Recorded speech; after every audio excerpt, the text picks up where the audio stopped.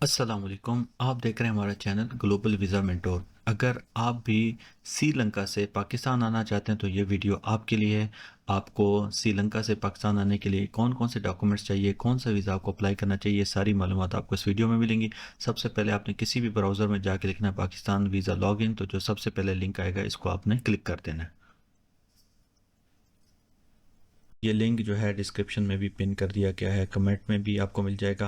तो सबसे पहले मैं आपको अपने चैनल के बारे में बताता जाऊँ कि मेरा चैनल है ग्लोबल वीज़ा मेंटोर। इसके ऊपर आपको दुनिया भर के वीज़ाज़ कैसे प्रोसेस होते हैं, इनके फॉर्म कैसे फिल किए जाते हैं, ये आपको सब इस चैनल पर बताया जाएगा। तो आप मेरे इस चैनल को ज़रूर सब्सक्राइब करें। फेसबुक, टिकटॉक वगैरह पर भी ये चैनल मौजूद है, वहाँ से जाके भी इसको फॉलो कर सकते हैं। खैर, हम बढ़ते हैं अपने टॉपिक की तरफ। तो आपने सबसे पहले, अगर आपका अकाउंट नहीं बना तो आपने अपना अकाउंट बना लेना है, फिर ईमेल और पासवर्ड और सिक्योरिटी कैप्चर देके इसको लॉगिन कर लेना है। ये गूगल अथेंटिकेटर ऐप आपने प्ले स्टोर से इंस्टॉल कर लेनी है। ये आपसे आपकी ईमेल से एक कोड जनरेट करता है। ये कोड आपने गूगल अथेंटिकेटर ऐप से जनरेट करके वेरीफाई पर क्लिक कर देना है। जैसे आप वेरीफाई करेंगे तो टर्म्स एंड कंडीशन का पेज आ जाएगा, आपने इसको एक्सेप्ट एंड कंटिन्यू करना है। ठीक है, तो नेक्स्ट ये पाकिस्तान वीज़ा की वेबसाइट खुल गई।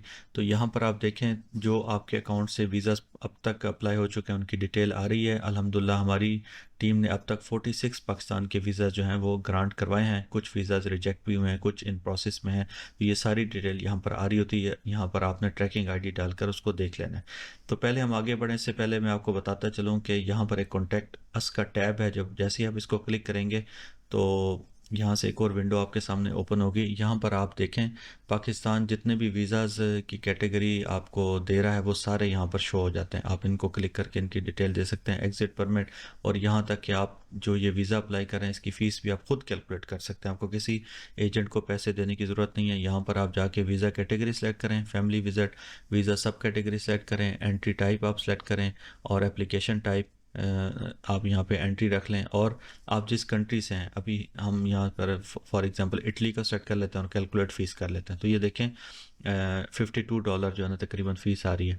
ये फ़ीस इसलिए ज़्यादा है कि हमने जो है इसको मल्टीपल एंट्री कर दी। अगर हम इसको सिंगल एंट्री करेंगे तो ये फ़ीस और कम हो जाएगी, $35 हो जाएगी। तो खैर, यहाँ से आप अपने वीज़े को भी वेरीफाई कर सकते हैं। तो हम बढ़ते हैं अपने मेन टॉपिक की तरह कि हमने वीज़ा अप्लाई कैसे करना है। तो सबसे पहले आपने स्टार्ट न्यू एप्लीकेशन पर क्लिक करना है। जैसे ही आप स्टार्ट न्यू एप्लीकेशन पर क्लिक करेंगे तो पाकिस्तान वीज़ा जो है आपने यहाँ से सेलेक्ट करना है और उसके बाद नीचे आपने अपनी नेशनलिटी सेलेक्ट करनी है जो कि है श्रीलंका। तो आपने यहाँ से सर्च कर लेना है श्रीलंका। उसके बाद ये पूछ रहा है कि आपने पहले कोई एप्लीकेशन तो नहीं दे रखी, तो हमने इसको नो करके स्टार्ट एप्लीकेशन पर क्लिक कर देना है। तो स्टार्ट एप्लीकेशन पर जैसे ही क्लिक करेंगे तो ये कुछ परफॉर्म में आपके सामने खुल जाएंगे। सबसे पहले है एप्लीकेशन इन्फॉर्मेशन। तो इसमें आपने वीज़ा कैटेगरी फैमिली विजिट और सब कैटेगरी फैमिली विजिट, और एप्लीकेशन टाइप आपकी एंट्री है, ये एक्सटेंशन आप करवा रहे हैं तो आपने एंट्री कर देना है। और इसी तरह ये आप इसको सिंगल एंट्री कर लें। ये आपसे विज़िट का पर्पस पूछ रहा है, आपने फैमिली विजिट लिख के इसको आगे चले जाना है। तो यहाँ से फिर आपसे दोबारा जो है ना आपकी नेशनलिटी पूछ रहा है, आपने इसको श्रीलंका कर देना है। और आपका पास जो पासपोर्ट है वो ऑर्डनरी है। ठीक है।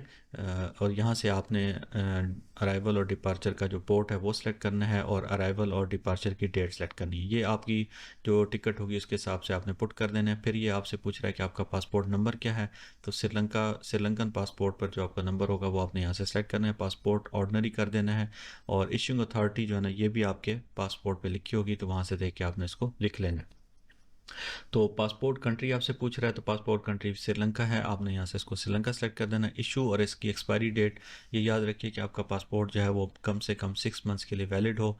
तो यहाँ फ़िलहाल हम डमी डेट यहाँ पे लिख रहे हैं, तो आपने एक्चुअल डेट लिखकर, और नीचे आपसे पूछ रहा है कि आपके पास कोई और पासपोर्ट तो नहीं है, इसको नो करके आपने उसको सेव कर देना है।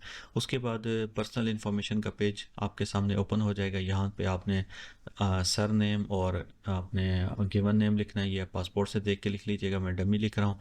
आपसे पूछ रहा है कि आपकी प्लेस ऑफ बर्थ क्या है। फॉर एग्जांपल हम यहाँ से प्लेस ऑफ बर्थ जो एक्चुअली आपकी हो वो आपने यहाँ पे लिख देनी है।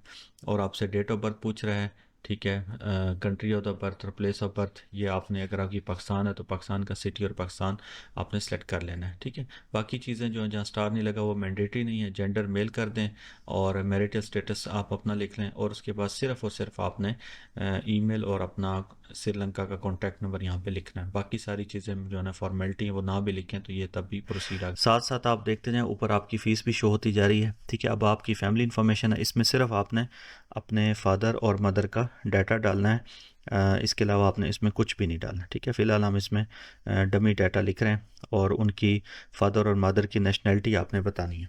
ठीक है, वो क्या है और वो आपके साथ जा रहे हैं कि नहीं जा रहे, आप लिख दें नो, और इसके बाद आपने ऐड मेंबर पे जब क्लिक करेंगे तो वो उनका जो डाटा है वो नीचे एंटर हो जाएगा। ठीक है, इसी तरह आप अपने फादर और मदर का दोनों का डाटा आपने यहाँ पे डालना है। पहले मदर का हो गया, अब ये फादर का हो गया। इसमें सिर्फ आपने उनकी नेशनैलिटी में इस पर फोकस करना है। इसके बाद आप बताएं कि आप जॉब वगैरह करते हैं, वो लिखना है, अदरवाइज़ आप इसको नो करके सेव कर लें। यहाँ पर वो आपसे पूछ रहा है कि आपकी कोई प्रीवियस पाकिस्तान की हिस्ट्री है, अदरवाइज़ ये सारे बॉक्सेस नो करके आप इसको सेव कर लें। आज़ाद जम्मू कश्मीर में आपका विज़िट है तो आप यस करें, वरना नो कर दें। आप पाकिस्तान में कहाँ रहेंगे, होटल में रहेंगे या किसी बंदे के पास जाएंगे या रिश्तेदार के पास जाएंगे, उसका आपने नेशनल आईडी कार्ड का नंबर यहाँ पे लिखना है। ठीक है, और ये तकरीबन सबका यही होता है। अगर वो पाकिस्तानी स्पॉन्सर हैं तो आप उनका आईडी कार्ड भी साथ लगाएं। ठीक है, और स्टाम्प पेपर भी उनसे ले लें, ये बहुत फ़ायदेमंद होगा।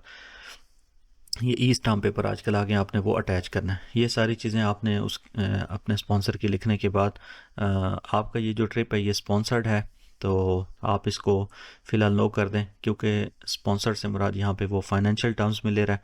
तो हम इसको फ़िलहाल नो करके और सेव कर देंगे। आप इसको अगर यस करेंगे तो फिर आपको फिर उनकी सारी डिटेल यहाँ पे लिखनी पड़ेगी।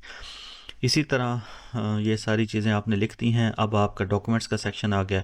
यहाँ पे मेनली देखें, ये 3 डॉक्यूमेंट्स आपसे मांग रहा है। आपसे आईडी कार्ड मांग रहा है, पासपोर्ट मांग रहा है और फोटोग्राफ मांग रहा है। तो ये 3 चीज़ें आपने क्लाइंट की यहाँ से चूज़ करनी है, फिर आपने अपलोड कर देनी है। ये पिक्चर बिल्कुल क्लियर होनी चाहिए, अगर आंखें वगैरह बंद होंगी तो ये अपलोड नहीं करेगा। ठीक है, इसी तरह आप यहाँ से उनका पासपोर्ट सेलेक्ट करें और इसको अपलोड कर दें।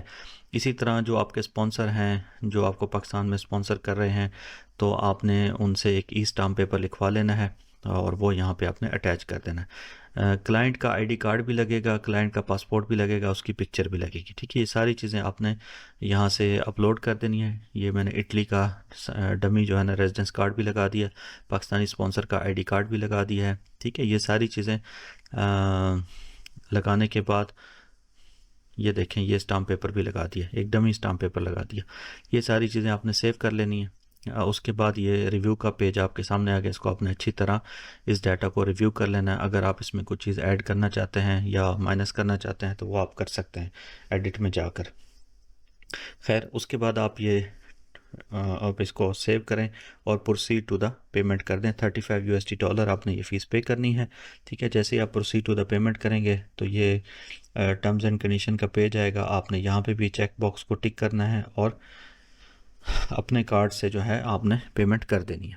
ठीक है, जैसे ही आप ये पेमेंट करेंगे तो आपके ईमेल एड्रेस पे ये वेरिफिकेशन आ जाएगी, जहाँ पे आपका नाम लिखा होगा और आपको एप्लीकेशन ट्रैकिंग आईडी वहाँ पे नज़र आ रहा होगा। तो ये आपके पास प्रूफ है कि आपकी एप्लीकेशन जो है ना वो जमा हो चुकी है। तो ये आपने अपने पास संभाल के रखनी है और आप इससे अपनी एप्लीकेशन को ट्रैक भी कर सकते हैं। और यहाँ पर मैं आपको बताता चलूँ कि ये जो आप वेबसाइट पे देख रहे हैं ना एग्जिस्टिंग एप्लीकेशन, तो यहाँ पर आपको इन प्रोसेस और रिजेक्टेड और ग्रांटेड ये सारी डिटेल आपके अकाउंट की आ रही होगी। तो यहाँ से आप उसको बाद में ट्रैक भी कर सकते हैं। और मैं ये आपको दिखाता चलूँ कि ये वीज़ा ग्रांट नोटिस है जो आफ्टर 2 वीक्स के बाद अगर आप एम्बेसी भी विज़िट कर लें तो ये आपको वीज़ा इंशाल्लाह ग्रांट हो जाएगा। यहाँ पे सारी डिटेल लिखी हुई है कि आपने कौन सा वीज़ा अप्लाई किया, कितने दिन के लिए वैलिड है, ये सारी चीज़ें आपको इसमें नज़र आ जाएंगी। ऐसे ही इन्फॉर्मेटिव वीडियोज़ के लिए हमारे चैनल को सब्सक्राइब करें और आपकी कोई क्यूरी हो तो आप हमें मैसेज कर दें। जज़ाकल्लाहु खैरा।